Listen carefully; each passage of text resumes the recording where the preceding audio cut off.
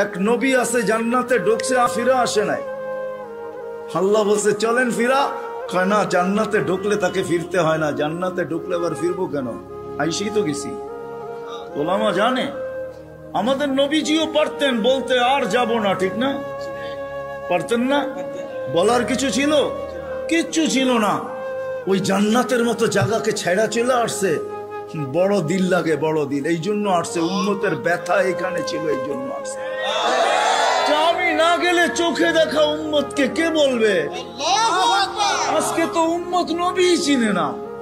লানত আমাদের জিন্দেগির উপরে, একজনও এখানে নাই। রাগ হয় না আমার উপরে, রাগ হইতে পারেন, করার কিছু নাই। আগামীতে আর দাওয়াত দিন না রাগ হইলে। রাগ হয় না, একজনও নাই এখানে, একজনও নাই যে এতদিন চুল কাটছি কোনদিন সেলুনে যেয়ে বলছি